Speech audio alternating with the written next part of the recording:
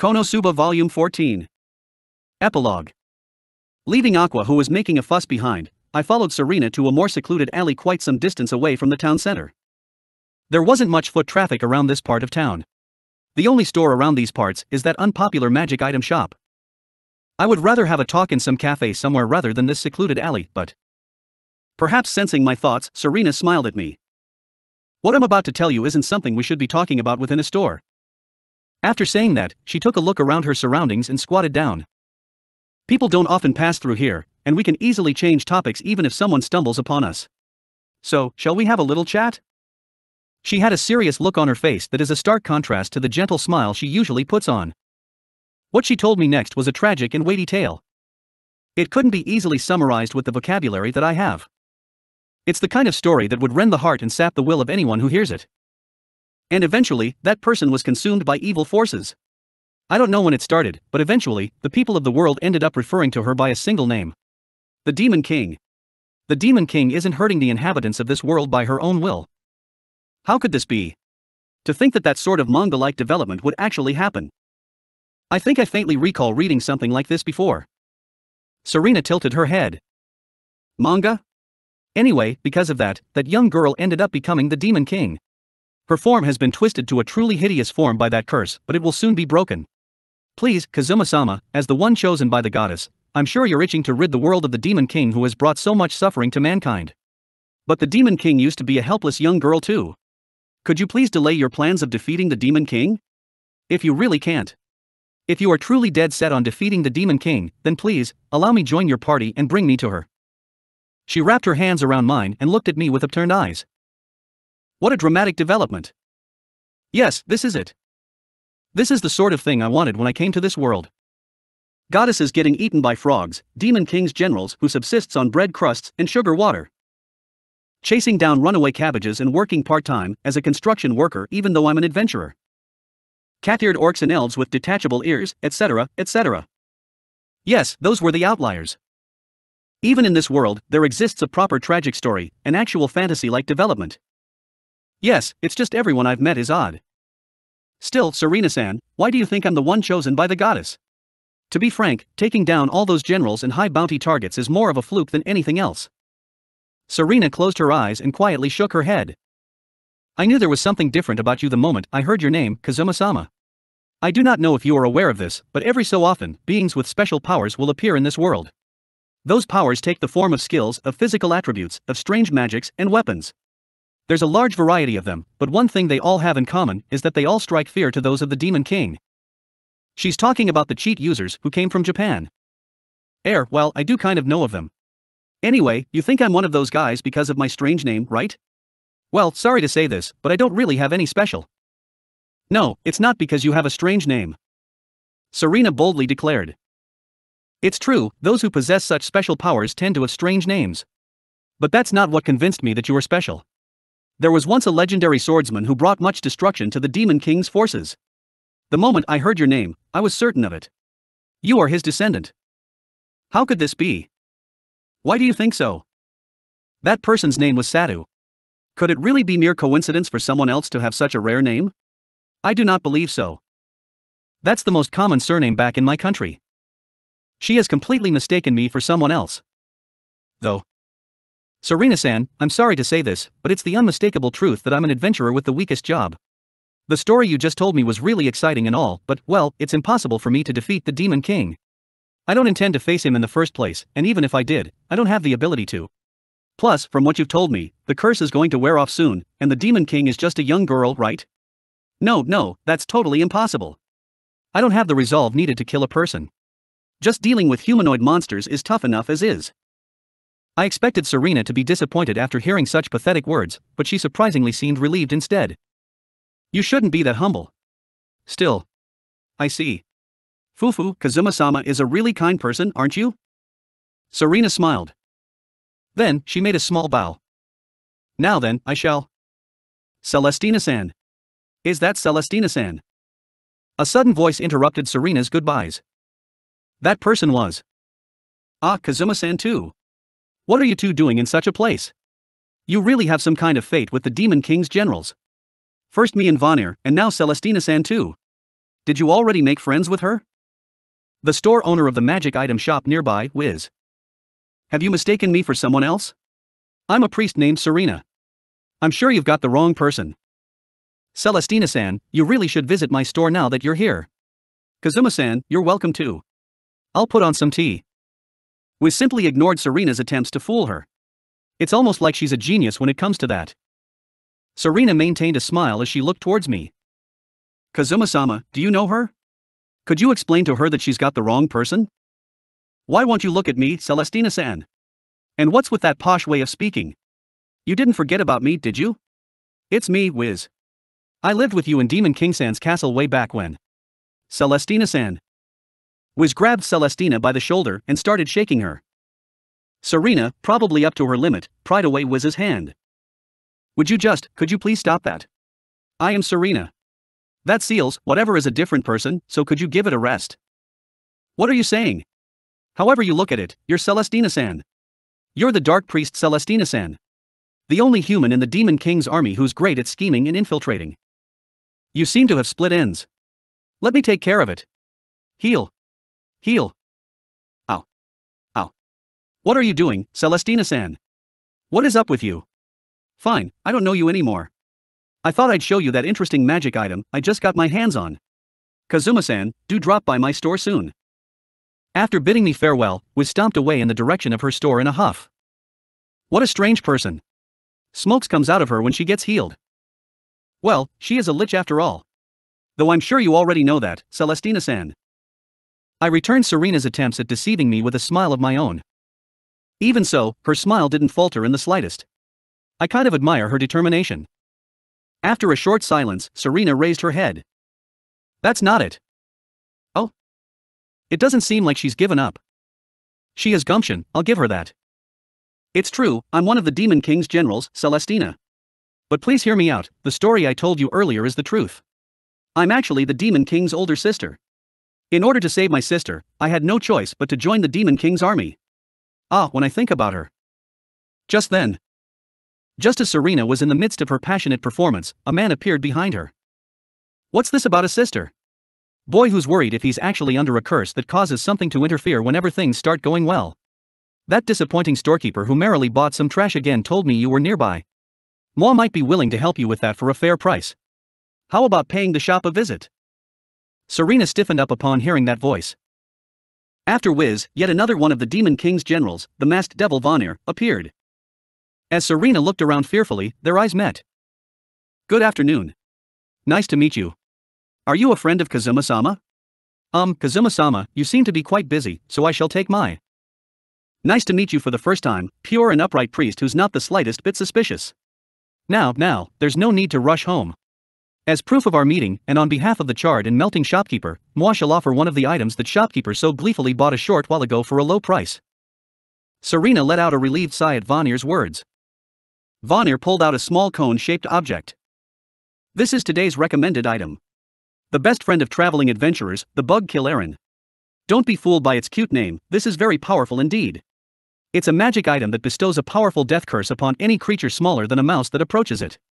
In other words, if you put this under your pillow, you will be able to sleep without worrying about being stung by any annoying insects. Oh?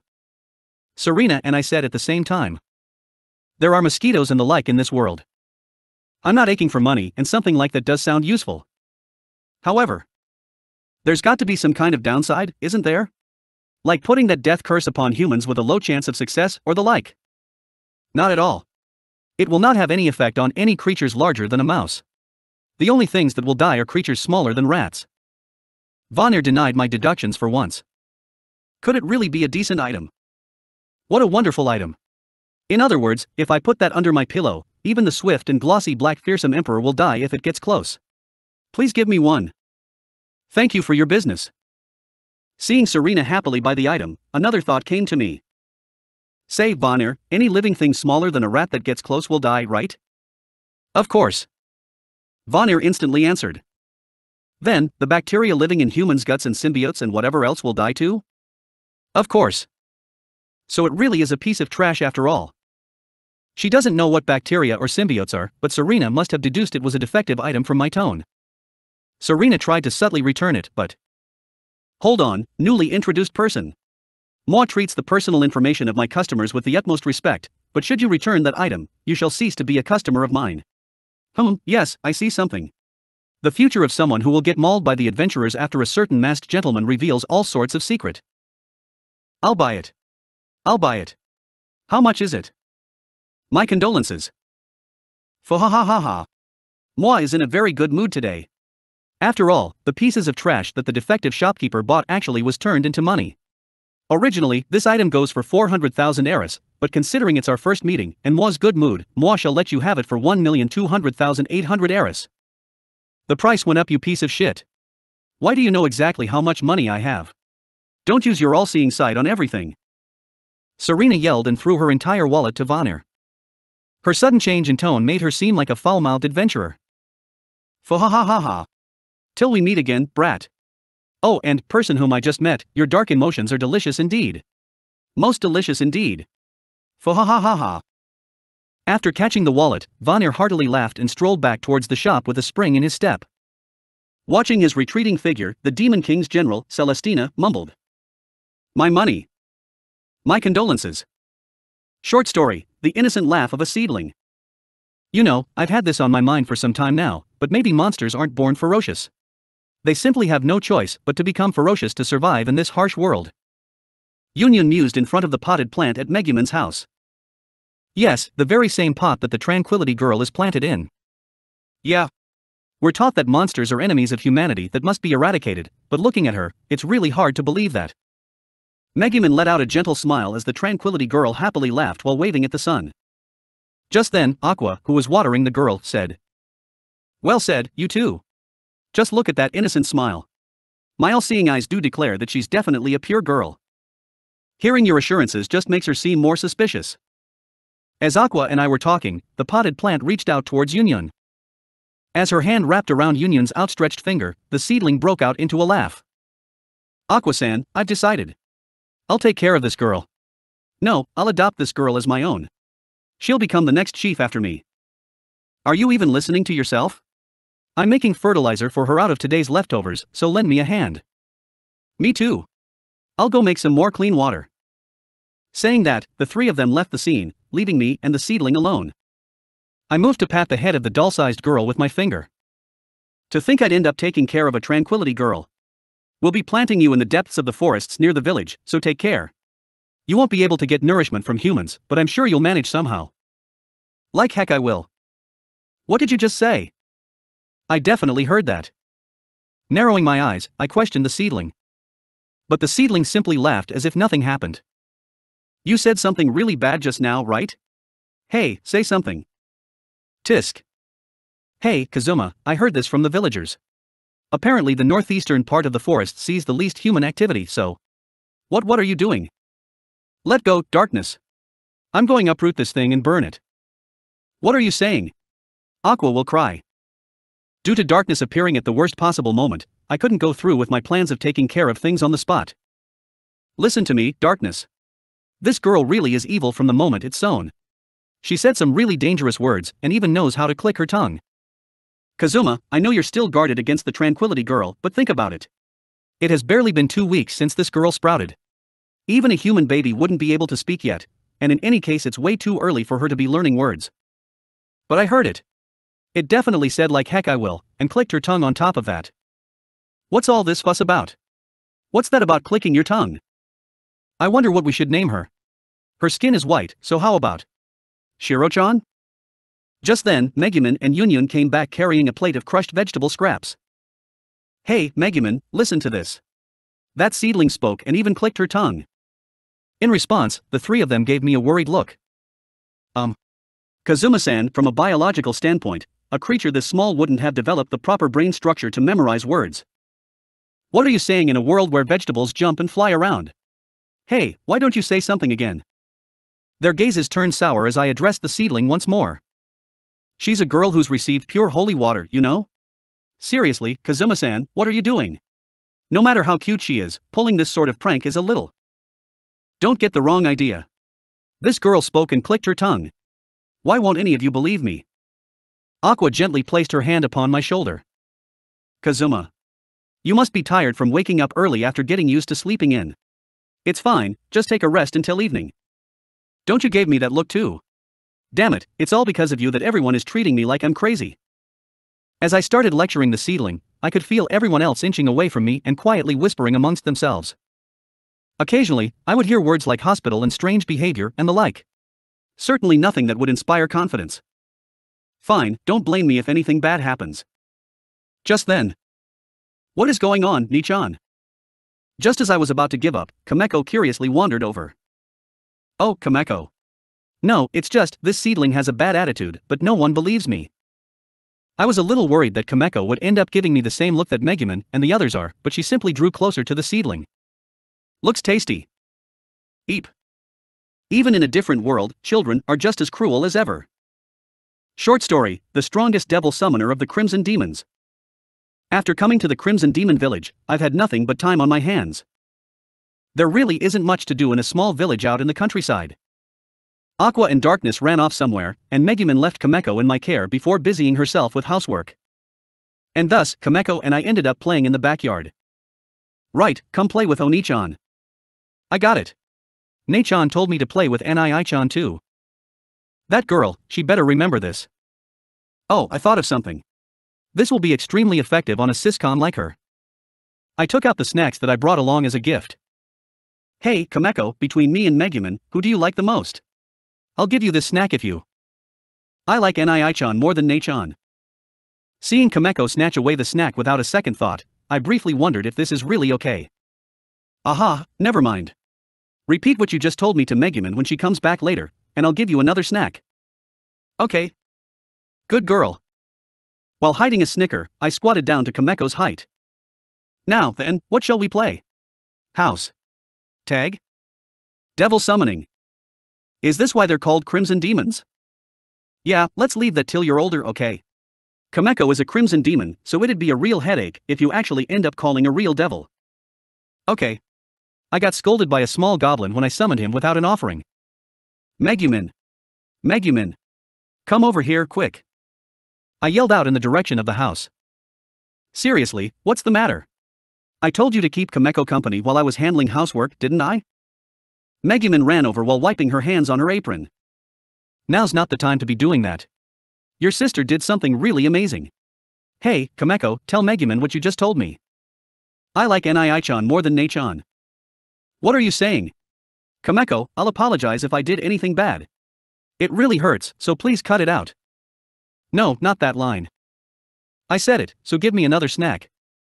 Kazuma, I'd like to have a word with you, so please come with me. That's not it.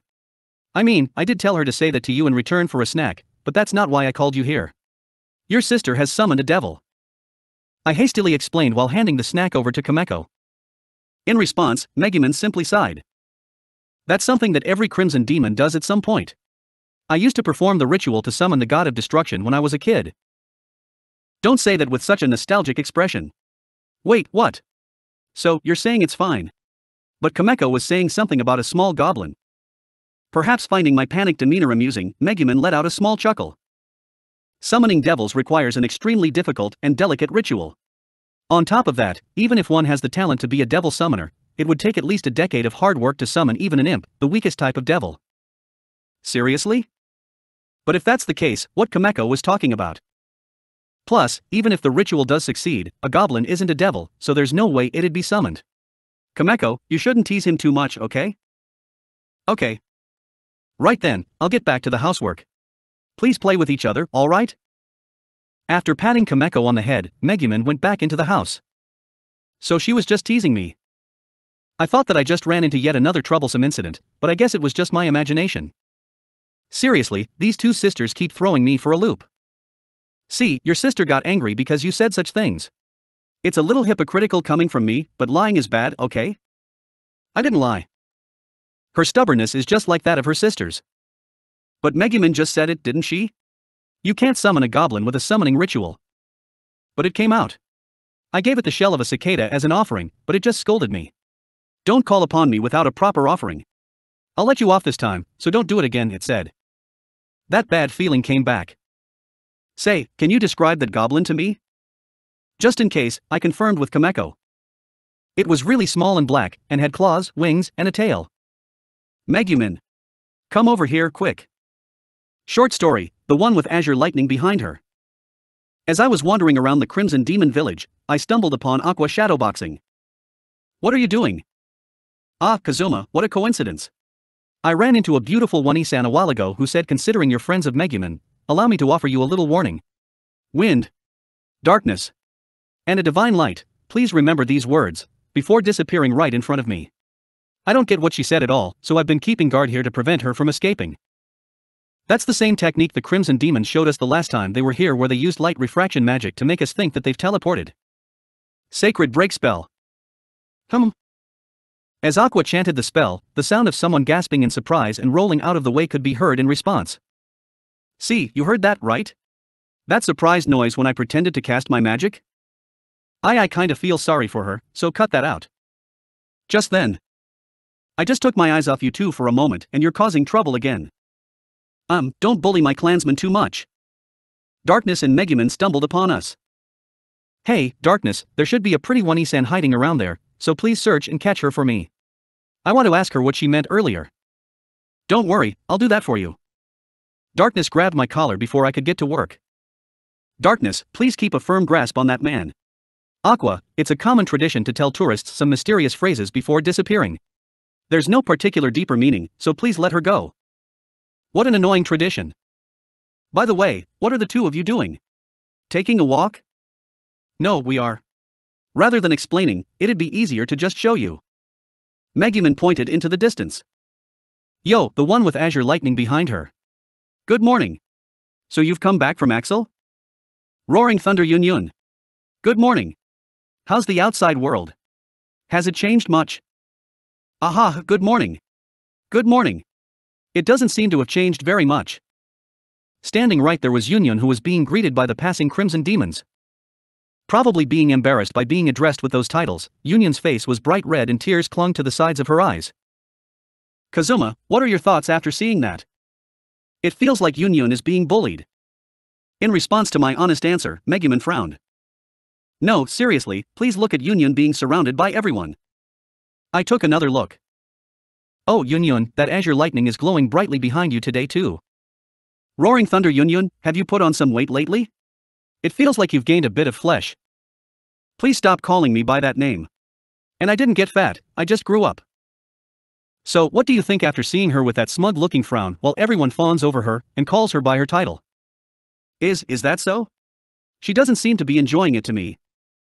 Seemingly at her limits, Megumin walked over to Yun at the center of that crowd. Yun, you sure seem elated to have everyone address you with such a cool title. What are you saying? Do I look happy right now? Are your eyes made out of glass?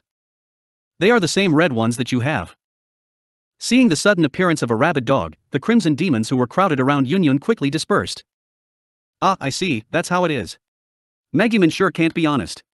Despite what she says, she's still headed out there to help Yun when she's suffering under those embarrassing nicknames. Darkness nodded as she looked upon the two and smiled warmly. Megumin, you had a title back in Axel too. I couldn't care less for an embarrassing title like that. One with Azure lightning behind her back, exchanged nicknames with me. Do you really believe that? Maybe not. At a place far away from Axel. I don't like my current title, but the title that you have is. Fine, I'll challenge you. If I win, I'll be taking your title for my own. A very familiar scene and is taking place.